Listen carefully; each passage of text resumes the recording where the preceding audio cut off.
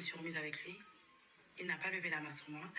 Et pourquoi il n'a pas levé la main sur moi? Parce que il suffit juste qu'il me touche ou qu'il m'érafle, juste une égratignure ou quelque chose comme ça, ma peau. Il va tout de suite en prison parce qu'il a été violent avec plusieurs de ses ex-conjointes. Et il était violent avec Petit moi. piment chaud. Donc il a porté un bracelet, un énormément contre moi pendant 2 ans parce qu'il a été violent. Et il m'a laissé dans un sale état. Et voilà, il m'a laissé dans un sale état. Donc c'est des faits qui remontent à 2024. Bref. Donc j'ai été convoquée parce que, étant donné qu'il a des antécédents, qu'il y a eu plusieurs plaintes déjà contre lui avec ses autres ex-conjointes, et que là il y a une plainte collective au sein de son bâtiment, j'ai été convoquée parce que je suis la mère de son enfant et parce que il voulait savoir quelle était la nature de notre relation aujourd'hui. Je pense qu'ils enquêtaient sur lui, je ne sais pas. Et surtout, si j'étais toujours en danger. Donc quand j'ai été convoquée le jeudi passé et qu'il avait modifié le compte Shopify, il ne pouvait pas montrer son énervement. Non. Il était obligé de me caresser dans le sens du poil parce qu'il savait que la convocation allait être dans quelques jours, dans les jours suivants. Et que m'avoir contre lui à ce moment-là, ça pouvait être très, très, très dangereux pour lui. Donc il était très adouci. Et il essayait de se racheter en fait. Il essayait de se racheter, mais moi je le fuyais parce que j'étais confuse. Je ne comprenais pas. On m'offre un cadeau, mais je ne peux pas faire mes choix. On m'impose à vendre des produits que je ne maîtrise même pas. On m'impose des salariés parce que du coup, il m'a imposé des salariés. Il a mis son petit frère en tant que vendeur. Je ne connais pas. Et surtout, je vends des perruques, donc pourquoi mettre ton petit frère dans des perruques? Bon, il m'a imposé des salariés, mais tout ça, en fait, il m'impose des choses que je ne peux pas avoir le contrôle. Du coup, quand je suis partie à mon audition, je n'allais pas mentir. Effectivement, je leur ai expliqué que je me suis remise avec cette personne-là et qu'en tout cas, ça fait 2 mois et demi que je me suis remise avec lui et qu'il n'a pas levé la main sur moi durant ces 2 mois, du moins. Et puis, ils ont lu les antécédents, ils ont dit, mais Petit en piment chaud. 2022, il a déjà levé la main sur vous. En 2024 aussi, il avait même le bracelet. Il a levé la main également sur vous en 2016. Et puis, il a commencé, l'agent de policier, il a commencé à me dire toutes les personnes à qui il a levé la main. Et puis, pourquoi alors les voisins disent qu'ils ont entendu des bruits, en fait? Qu'est-ce qui se passe? Je leur ai expliqué tout simplement, et j'ai été transparente avec eux. Écoutez, je me suis remis avec lui, ça fait 2 mois et demi. Donc, ce qui s'est passé il y a quelques mois avant, je suis au courant de rien. Donc, je ne sais pas, peut-être, en tout cas, à ce moment-là, ce n'était pas moi la victime. Peut-être qu'il y a d'autres victimes, je ne vais pas le couvrir. Je suis au courant de rien, mais c'est pas vers moi que vous devez vous pencher. Vous devez vous pencher vers ces ex-conjointes-là. Et puis ça s'est fini là, j'ai été auditionnée et je suis sortie. Lorsque je suis sortie de l'audition, ça y est, étant donné que j'ai pas appuyé la plainte et que j'ai pas...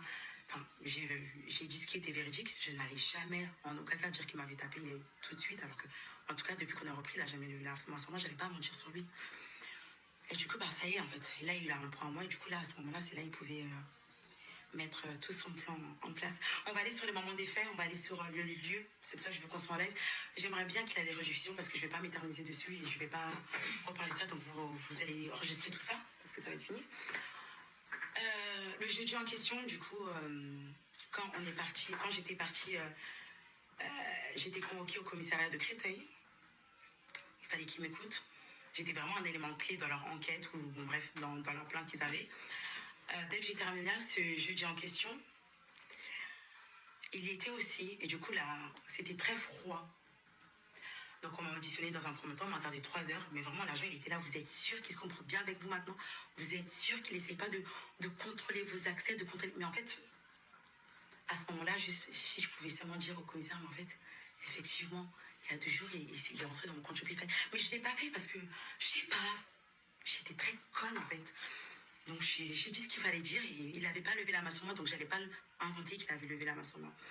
Et du coup, ce jeudi-là, ce fameux jeudi, donc les jeudis derniers, je vais mettre tous les échanges après. Hein.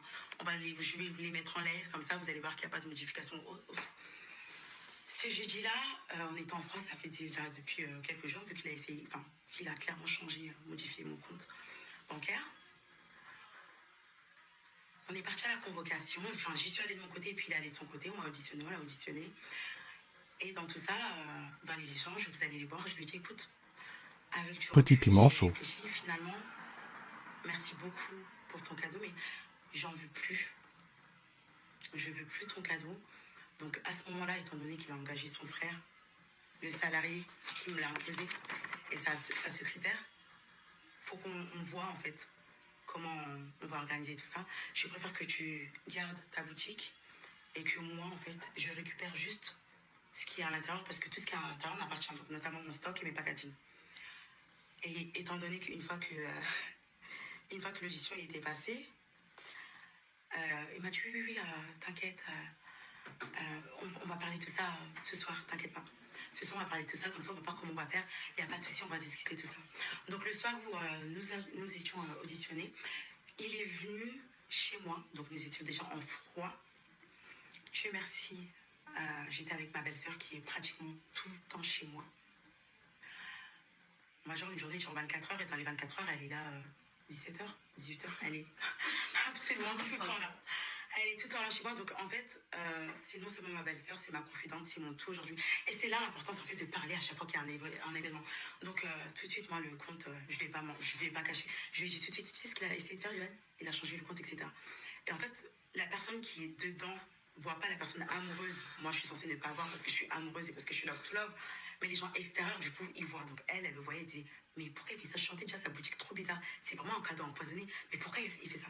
Et en fait, moi, là où j'ai été lucide, c'est que, il y a eu des antécédents, Dieu merci, qu'il a fait. Donc, j'ai toujours été, en fait, sur mes gardes. Donc, dès qu'il est venu,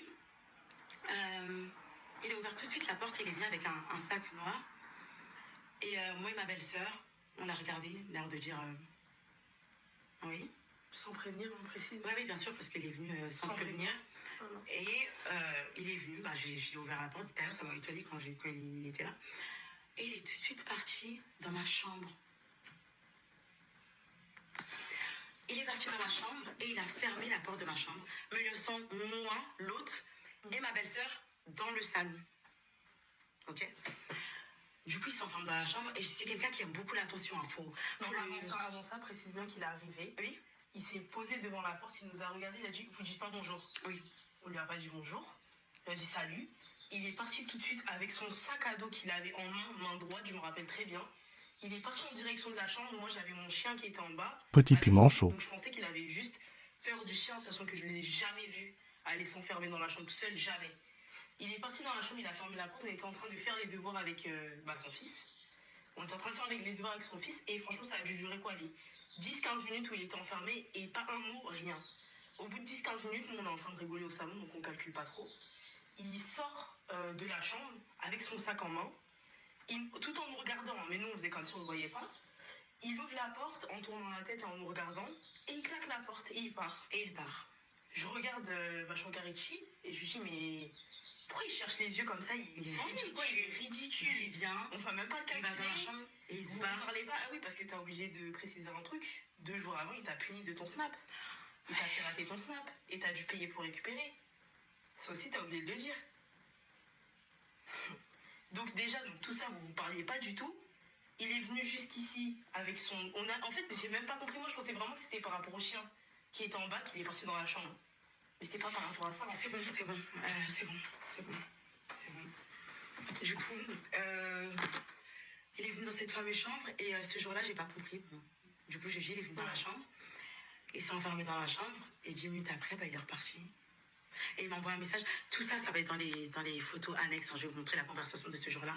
Et où il me dit, je reviendrai après quand tu seras seule pour discuter. En sachant que cette personne, quand il veut discuter et qu'il a quelque chose à dire, c'est la dictature, c'est tout de suite maintenant. Donc là, tout mignon, il voit que je suis avec ma belle-sœur. Et ça me dérangeait fortement que je sois là ce jour-là. Bizarrement, alors que je suis tout le temps là. Et quand il discute, même ma belle-sœur, c'est moi c'est ma belle-sœur. Donc même quand il discute, il a quelque chose à me reprocher ou quoi, il le fait devant ma belle-sœur. Et il m'a déjà appelé plusieurs fois. Exactement, oui, parce que du coup, c'est l'avocat du diable. Il le fait devant ma belle-sœur. Mais ce jour-là, il avait besoin de discuter avec moi, mais toute seule. Donc il a dit, oui, je vais revenir ce soir, tout à l'heure quand tu seras toute seule, il n'y a pas de souci. On va aller dans la fameuse chambre, du coup, il est resté enfermé une dizaine de minutes. Et on va prendre la bouteille. Donc la bouteille qui montre, oui, il y a de la sorcellerie dedans. On va prendre une bouteille quand même.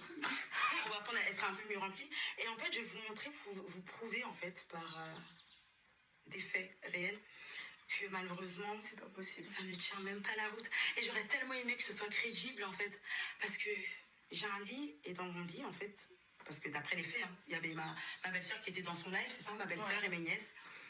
Et d'après les faits, je vous explique les faits qu'il a donnés. Hein. Vous me dites si je me trompe parce que je n'étais pas dans le live, les filles. Donc vous me direz. Hein. Donc de ce qui m'a été rapporté des personnes qui étaient dans le live, et je pense que vous étiez aussi dans les lives, donc vous avez attentivement écouté tout ce qu'il a dit dans ce live. Petit piment chaud. Où son petit frère a pu déclarer dans ce live. Du coup, qu'il est venu dans ma chambre. C'est ça qu'il était dans ma chambre, les filles. Vous me corrigez. Hein. Et que subitement, je peux avoir ton téléphone, désolé, je vais faire attention, t'inquiète, il y a mes emballages de Hervé. Et que subitement, vu qu'il était dans la chambre, on ne connaît pas le contexte, hein. On sait juste qu'il était dans la chambre. Et il a dit que c'était quel jour? Il a dit que c'était... Parce que moi, ma famille, il a dit que c'était... En fait, il dit des jours différents. Ouais. Donc à ma famille, il dit que c'était il y a 3 jours. Il y en a, il dit c'est aujourd'hui. À ses amis, il dit que c'est aujourd'hui. Et dans le live, il a dit, son petit frère, il a dit que c'était il y a 3 jours également. Ouais, 3-4 jours, je pense. D'accord, il n'y a pas de souci. Donc les 3-4 jours, ça revient au jour où le jeudi, il est venu du coup à la maison, où il s'est enfermé dans la chambre. Ouais. Ok. Donc on va faire... on va aller dans la chambre. On va aller dans la chambre, dans la fameuse chambre, avec la bouteille. Tu me filmes, s'il te plaît? On y va. Attends. Attends, je tourne la caméra. Tu tournes où la caméra? Je dois aller... Ah, c'est bon? Alors, waouh! La magnifique chambre. Du coup, c'est ça, hein? Oui, c'est ça, le script. Dis-moi le script. Alors, non. Il a fait tomber son téléphone, donc lève-toi. D'accord. Il a fait tomber son téléphone. Il était pas assis. On sait plus. Ok. Donc, il a fait tomber son téléphone. Je suis désolée, je te le repaye. Vas-y, je te le tombe. Voilà, il a fait tomber son téléphone. Et son téléphone, il est passé en dessous. La version qu'il a donnée à ma mère. Hein. Oui, c'est qu'il est passé en dessous du lit. Du lit, le téléphone. Ok. Donc, mon téléphone, ici. J'ai un lit, en fait, avec un soulier. Donc, un téléphone, je ne peux pas passer. On va aller dans ce coin. Viens, montre ce coin ici. Ici, pareil, un téléphone, j'en ai avec semé. Ici, je montre le téléphone, il ne peut pas rentrer. Y compris même de l'autre côté. On va aller dans l'hypothèse non plus. Dans l'hypothèse, il a fait tomber le téléphone ici. Dans l'hypothèse, il a fait le téléphone ici. Il le fait tomber ici. Le téléphone, tu peux le récupérer ici directement. Tu récupères ton téléphone. D'accord, bon. Je peux avoir la bouteille ensorcelée? Même la bouteille ensorcelée, du coup. Ah, il a toujours la bouteille ensorcelée? Ouais. Ok, bon. Il a fait tomber, du coup, son téléphone. Il est rentré en dessous du lit. Ok? Donc, il faut qu'on cherche toutes les hypothèses. Il pouvait faire tomber son téléphone si peut-être il a fait tomber en dessous du lit là, ou je sais pas, mais bon, on va dire qu'il a fait tomber son téléphone en dessous du lit.